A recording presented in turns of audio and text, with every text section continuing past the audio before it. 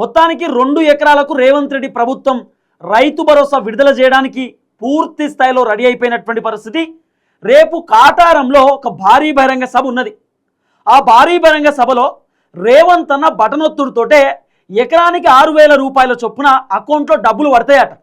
So రేపు రేవంత్ అన్న 2 ఎకరాలకు రైతు భరోసా డబ్బులు విడుదల చేయబోతున్నటువంటి పరిస్థితి.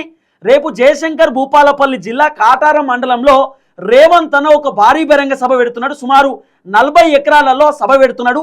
ఆ సభలోనే రేవంత్ అన్న రైతు భరోసాకు సంబంధించినటువంటి పైసలు విడుదల చేస్తారట. అంటే ఫస్ట్ విడతకేమో మొత్తం 70 లక్షల మందికి రైతు భరోసా ఇచ్చిండు.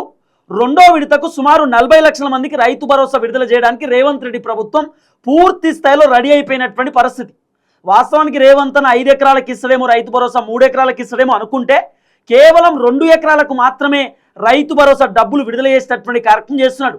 2 ఎకరాల కంటే ఇప్పుడు 2 ఎకరాలకు కాదు, ఇప్పుడు పోయినసారి ఎకరానికి ఇచ్చిండు, ఇప్పుడు కూడా ఒక ఎకరానికి రైతు భరోసా విడుదల చేయడానికి రేవంత్ రెడ్డి ప్రభుత్వం సిద్ధమవుతున్నారు. సో రేపు రేవంత్ అన్న కాళేశ్వరం ప్రాజెక్ట్ దగ్గరికి పోతున్నాడు. కాళేశ్వరం ప్రాజెక్టు రేపు రేవంత్ అన్న పోయి చూస్తారట. ఎక్కడెక్కడ మేడిగడ్డకు సంబంధించినటువంటి పిల్లర్లు కుంగిపోయినాయి, ఎక్కడెక్కడ మేడిపల్లకి సంబంధించి అంటే మేడిగడ్డకు సంబంధించినటువంటి పిల్లర్లకు బుంగలు పడ్డాయి, ఎక్కడెక్కడ పిల్లర్లకు పర్రెలు వారిన ఏం కాత అనేది రేవంత్ అన్న మొత్తం చూసి ఆ తర్వాత ఆ పిల్లర్లను రిపేర్ చేయించేటటువంటి కార్యక్రమం చేస్తున్నాడు. కాళేశ్వరం గురించి రేవంత్ అన్న రేపు ఒక భారీ బహిరంగ సభ పెడుతున్నాడు. ఈ మొత్తం కాళేశ్వరం కేసీఆర్ కూలగొట్టిండు, కాళేశ్వరం మొత్తం కేసీఆర్ రీడిజైన్ చేయించిండు, కేసీఆర్ వల్లనే కాళేశ్వరం ఖతమైపోయింది, కేసీఆర్ వల్లనే మొత్తం 1,00,000 కోట్లు నీళ్ళలో పోయినాయి, కేసీఆర్ మొత్తం కాళేశ్వరాన్ని ఆగం చేసి పడేసిండు, అవినీతి చేసిన అక్రమాలు చేసిన అని చెప్పి రేపు రేవంత్ అన్న ఖచ్చితంగా కేసీఆర్ని తిడతాడు.